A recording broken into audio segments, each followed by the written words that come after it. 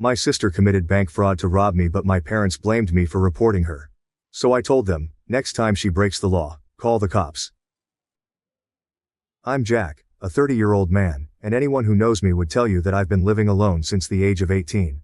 I paid for my own college, worked my tail off, and never asked my parents for assistance. But evidently that doesn't mean I can live my life in peace. No. It simply means I am the family problem solution by default. It all began when my mother called me out of nowhere. My mother, Carol, no longer initiates a conversation. She's not the type of mother that calls to ask about your day or what you ate for lunch. If she calls, it means something is wrong and she needs me to repair it. So when her name came up, I knew it wasn't going to be good. I responded, and she rushed right into awkward small talk, which is not her thing. "Hey Jack, how's work? Still doing finance stuff?" she inquired, as if she hadn't ignored my job description for the last decade. I played along out of curiosity. "Yeah, Mom, I'm still doing finance. What's up?" That is when she dropped it. "Your sister is in trouble." Now, I'd like to say I was astonished, but I wasn't. My sister Karen, a 27-year-old woman, has a history of causing havoc and expecting others to clean up. Her messes haven't just been little inconveniences throughout the years, they've become full-fledged disasters that always seem to fall on my shoulders. Take the time she stole my car without my permission, just to smash it while texting. She contacted me in a panic, sobbing because she didn't know what to do. And like an idiot, I dropped everything to aid her. I dealt with the insurance, paid the deductible, and even let her off the hook for the damage she caused because she promised she would never do it again. But she did. Or the time she persuaded me to co-sign for her first apartment since she simply needed a little help getting started. 3 months later, she stopped paying rent, avoided the landlord, and left me to deal with the consequences. I spent months attempting to repair my credit while she moved back home with our parents and pretended it was no big issue. Not only does she make mistakes, but she is never held accountable. Every time she makes a mistake, someone, usually me, needs to jump in to correct it while she plays the victim. And the worst part? She doesn't even express gratitude. It's as if she believes the world owes her a safety net. So, when my mother called to tell me Karen was in danger, I didn't worry or become concerned. I was tired of being dragged into her mess, of always being the one who had to face the consequences of her carelessness. To be honest, I was astonished it had taken so long for something huge to happen. I sighed, fearing what I was about to hear. "What kind of trouble?" I inquired. I didn't ask because I wanted to help. I asked because I wanted to know how horrible this one would be. Then she struck me with it. Karen had accumulated $43,500 in debt. $40,000? I had to repeat that in my brain simply to get it. How does one reach that point? Apparently, she had spent money she didn't have again. This time, however, she owed more than just credit card companies. She'd borrowed money from some unscrupulous folks, the kind you don't just ignore as the bills build up. And now they were after her. And my mother's clever solution to the mess? Of course it's me. Why wouldn't it be? In her eyes I was the one with a solid career, the responsible sibling, the man who could always be relied on to fix the unfixable. It didn't matter that Karen made mistakes. That was not the issue. The problem was that I didn't hurry in to help her.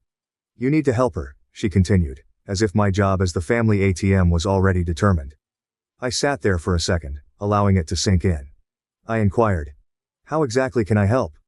"You've done so well for yourself, Jack. You can pay it off for her," she remarked casually, as if she were inviting me to stop by and get some takeout. I let out a quick laugh, not because it was humorous, but because I couldn't believe what I was hearing.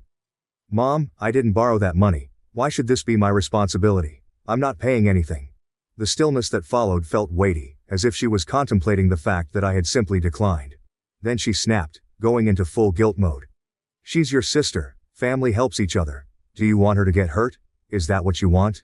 Her statements were quick, almost frantic, as if she couldn't believe I wasn't instantly leaping in to help Karen. It was not a request, but an allegation. As if my refusal was the true issue, not Karen's decisions. I took a big breath, hoping not to lose it. "Mom, I've helped her before multiple times." "And what does she do?" "Blow it all on designer bags, fancy vacations, and God knows what else. She doesn't take responsibility for anything because you and Dad have always bailed her out. I'm not doing it this time." However, it appears that logic did not register. "She's struggling, Jack," she said back.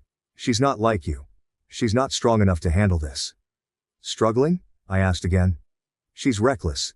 She spends money she doesn't have, and now she's in deep with some shady people, and instead of dealing with it herself she's expecting me to swoop in and clean up her mess again.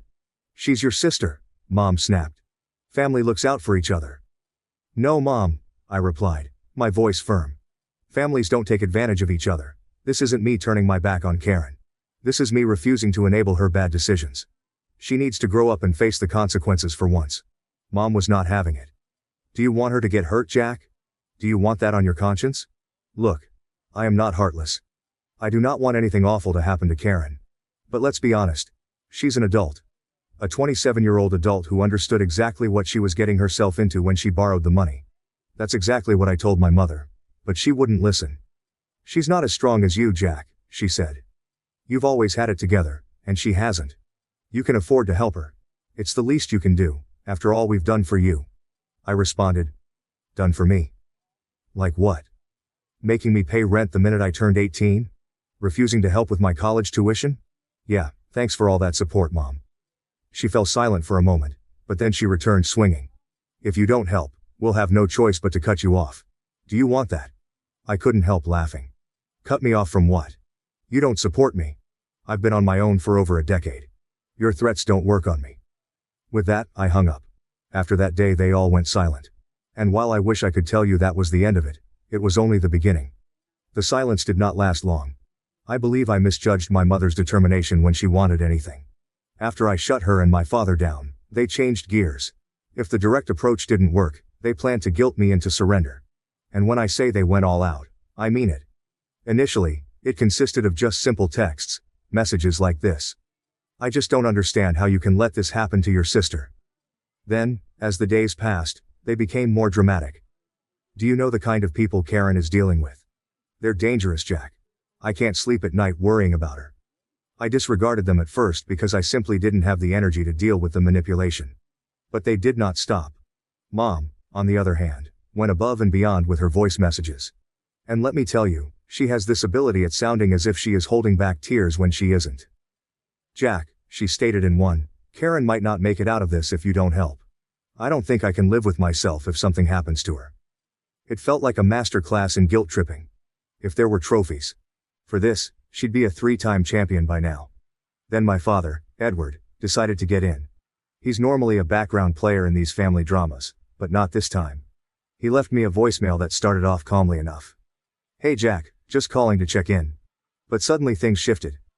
Look, I know your mom can come on a bit strong, but this is serious. Karen's in deep, and we can't fix this without you. You've always been the strong one, the dependable one. Don't let us down now. That remark, the dependable one, man, irritated me. I've spent my entire life being the dependable one, and it's only gained me more responsibility and less gratitude. Dependable does not imply I'm a doormat. They apparently missed the memo. But the guilt avalanche did not end there. They decided to call in troops from their extended family, from who knows where. I began hearing from my Uncle Greg, whom I had not spoken to in years. He called me out of nowhere, as if we were closest buddies. Hey Jack. Long time no talk. How's life? I understood immediately why he was calling, but I let him ramble for a while before getting to the point.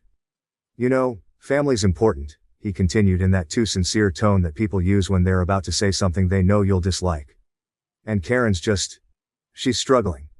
We all go through rough patches, and sometimes we need a little help. Greg, please listen, I interrupted. Did my mom put you up to this? He laughed nervously, as if I had caught him. Well, she might have mentioned it. I did not even let him finish. Look, I appreciate you reaching out. But I'm not paying Karen's debt. It's not my responsibility.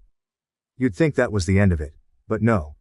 The following day it was my Aunt Janice. Then my cousin Emily. They all used the same script. Karen is in trouble. She needs assistance. I'm the only person who can help her. I don't see why they are all so concerned about Karen. It's not as if she were a defenseless child who made an honest mistake. She's a grown-up who spends money like it's Monopoly money and then appears surprised when the bill comes due. What made matters worse was that none of them even attempted to comprehend my perspective. When I stated that I wasn't willing to waste $43,500 on someone else's faults, they acted as if I was speaking a different language. But she's your sister, they'd argue, as if that would change my mind. The worst aspect, however, was the slander campaign. My mother, in her infinite wisdom, decided that if guilt-tripping me directly was ineffective, she'd try to turn the rest of the family against me. She began informing everyone in the family group chat, which I had abandoned long ago, that I was self-centered, ungrateful, and a total piece of trash. According to her, I had forgotten where I came from and was too preoccupied with my glamorous city life to worry about my family. I learned about it when my cousin Caleb called. He is one of the few family members with whom I get along, and he informed me about the situation. "Dude," he exclaimed. "Carol's been talking mad crap about you.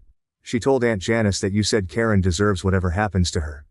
I was enraged not because I cared what Janice thought, but because my mother was just lying about me to make herself look like the victim. I told Caleb the truth. I had never said anything like that, and he believed me. "Yeah, I figured she was exaggerating," he said. "It's just messy, man." Messy does not even begin to describe it. But the true drama began when Karen decided to join the chaos herself. Until then, she had been quiet. Not a single text message or phone call. I suspected she was embarrassed for once. It turns out she was just waiting to strike. And when she did, it was not subtle. She texted me one night, and it was not a plea, but an allegation. "I can't believe how selfish you're being, Jack. You know I'm in serious trouble, and you're just sitting there doing nothing. You're supposed to be my brother." Selfish. That was funny coming from her. Karen's entire life has been a series of terrible decisions, with someone else cleaning up the messes. I did not respond. Honestly, I didn't believe it deserved one. The next morning, she increased the ante. "You have the money. Stop acting like it's such a big deal. Just pay it off, and I'll pay you back when I can."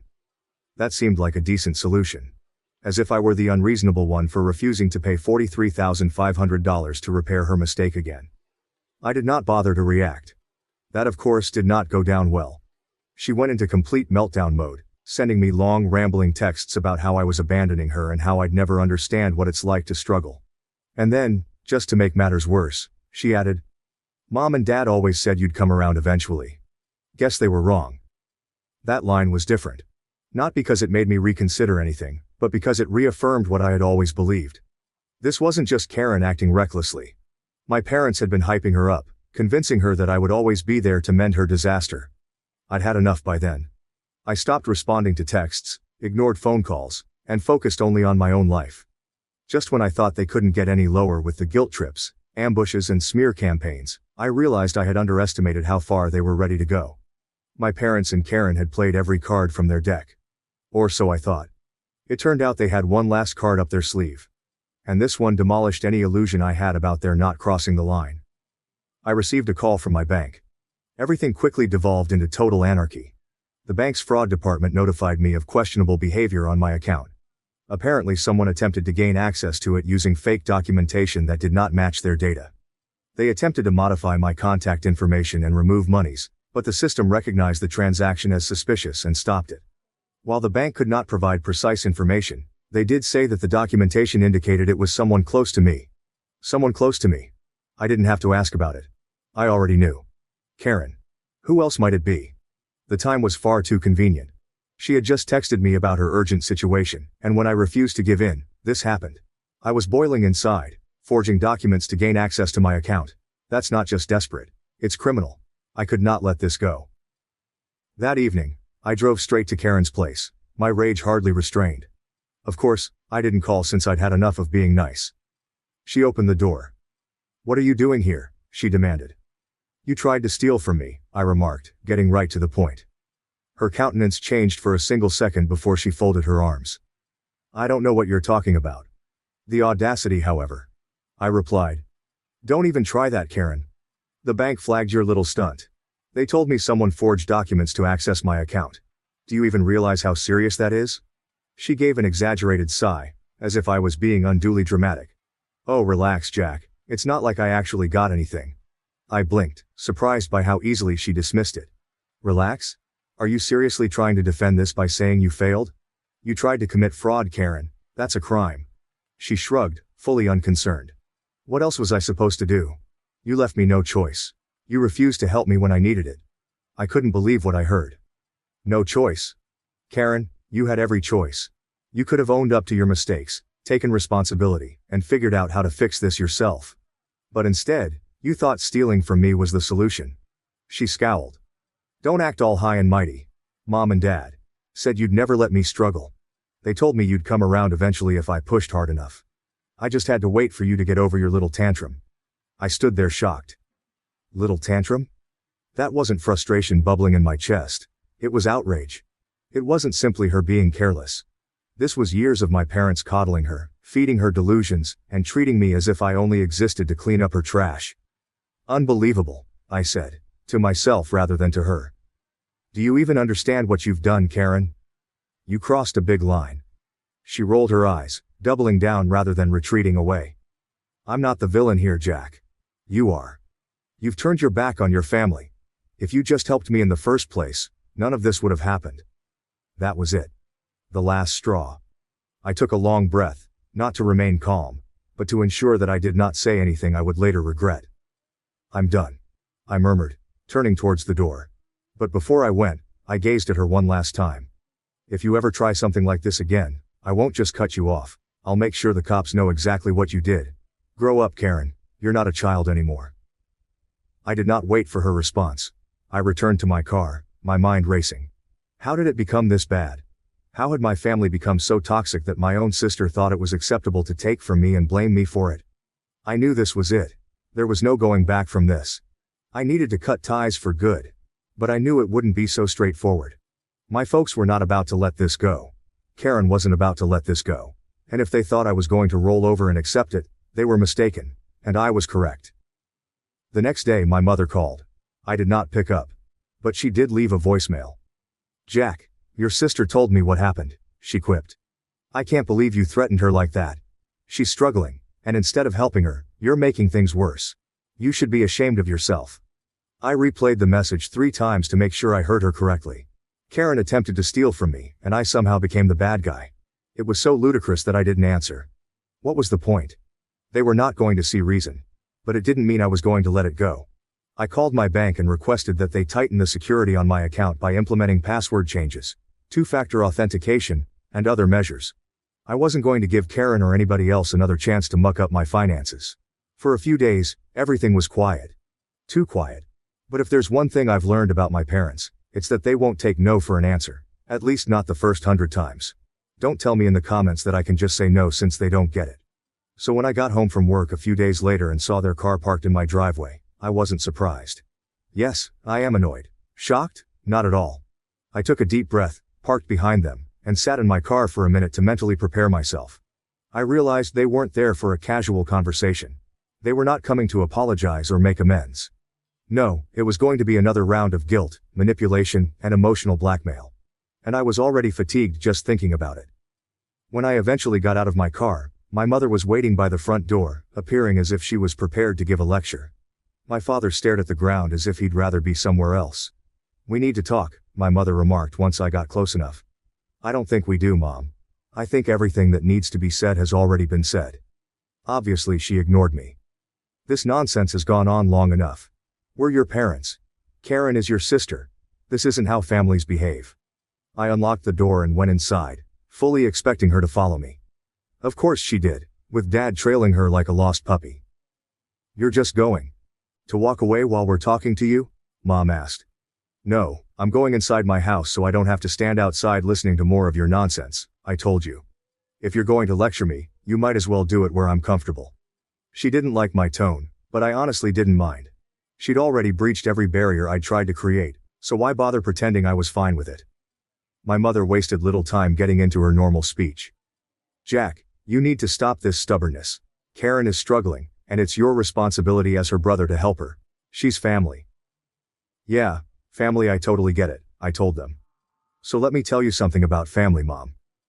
Family doesn't lie, steal and manipulate to get what they want.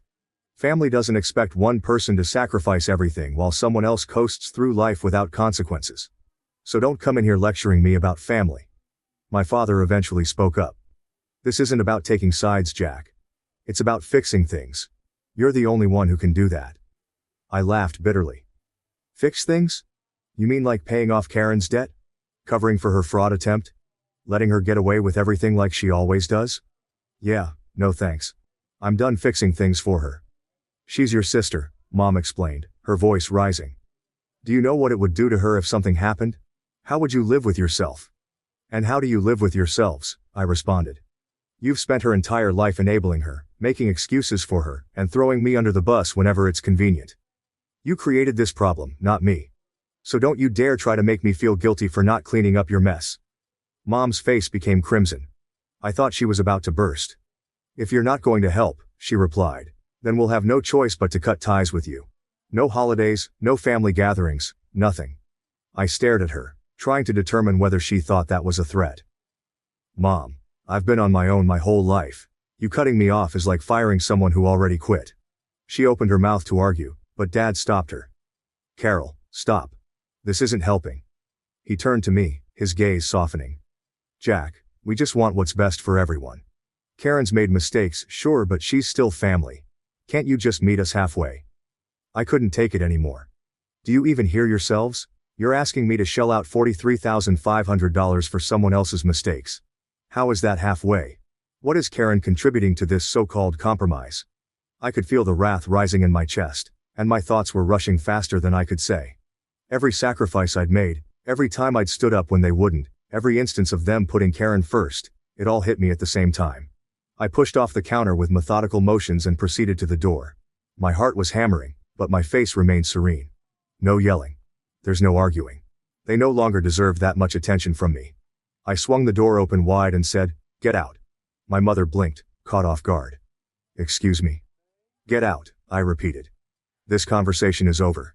You're not going to guilt me into paying Karen's debt, and you're not going to manipulate me into feeling bad about it. So unless you have something productive to say, you can leave." Mom seemed to want to quarrel, but Dad gently grasped her arm. "Come on, Carol, let's go." She scowled at me as she walked by, her speech venomous. "You'll regret this, Jack. Mark my words." I closed the door behind them and stood there. It was quiet. Finally silence. But the silence did not stay long. The entire issue had been bothering me, and against my better judgment, I resolved to find out what was going on with Karen. Perhaps it was curiosity. Or maybe I just wanted to know how far things had devolved. I contacted a mutual friend who still maintained in touch with her, thinking they might fill in the gaps. "What's going on with Karen?" I inquired. "I haven't heard anything since." "Well, you know."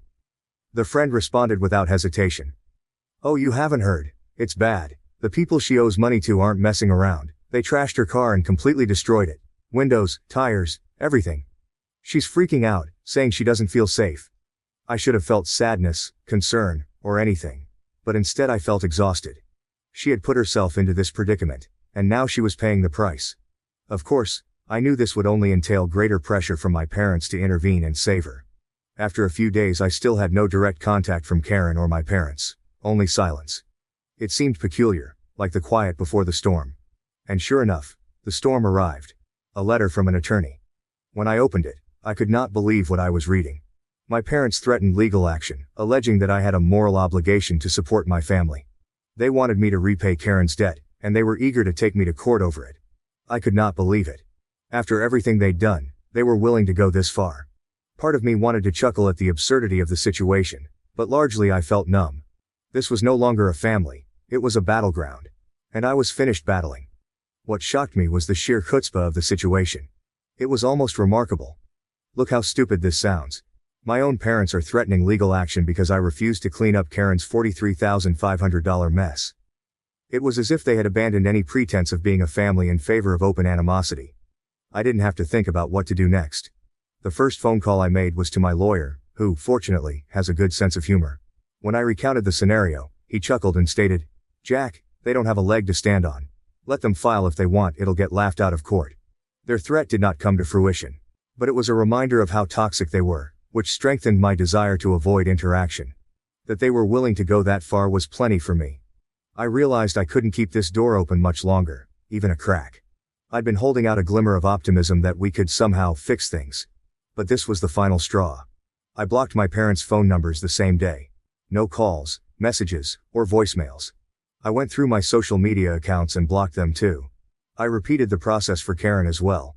If they were going to treat me like an enemy, I'd treat them as strangers. I also had to inform the extended family of what had happened.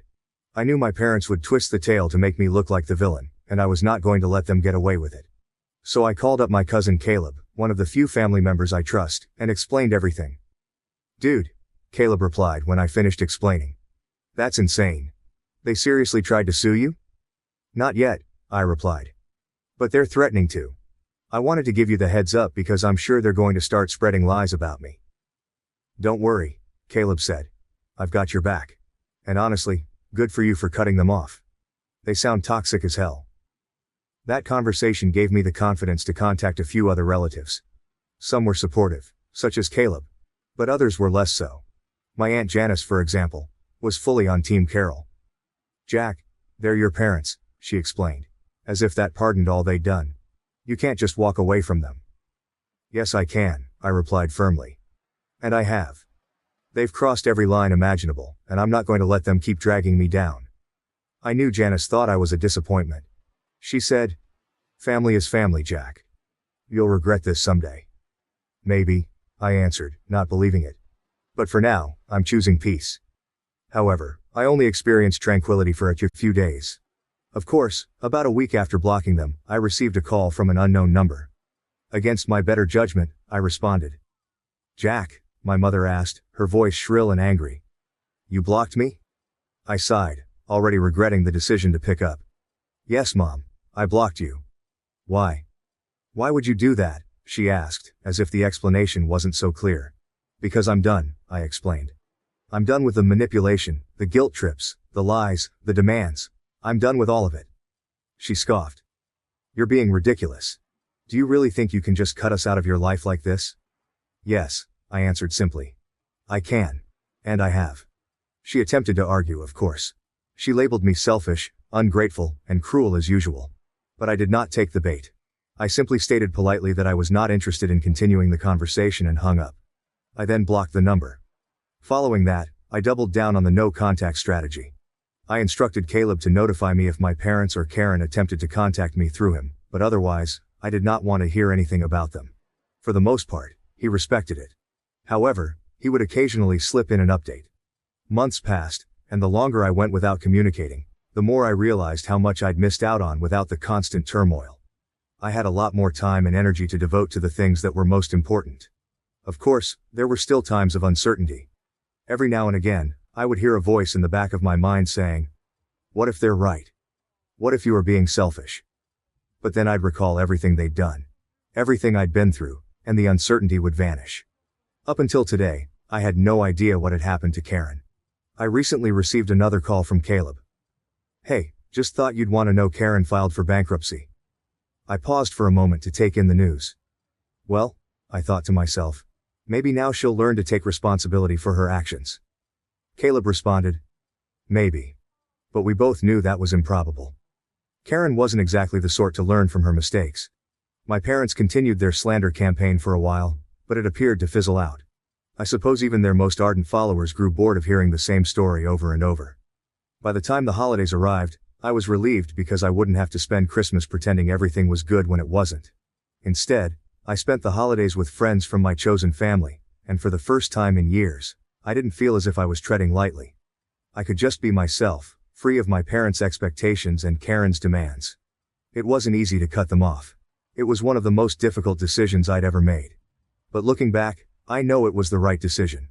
Sometimes you have to distance yourself from poisonous people, even if they are relatives. And, while not always easy, it is worthwhile.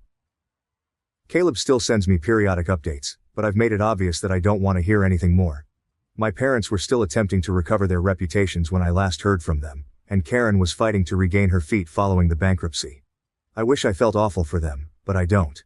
They made their decisions, and now they are dealing with the consequences. As for me, I refuse to be a fool, dancing on the strings held by all of those big shots. I'm going forward, and I've surrounded myself with individuals that genuinely care about me and respect my boundaries. I'm concentrating on my profession, interests, and personal happiness. And while I don't know what the future contains, I know this for sure. I'll never let anyone, family or not, bring me down again. Thank you for sticking with me over this wild adventure.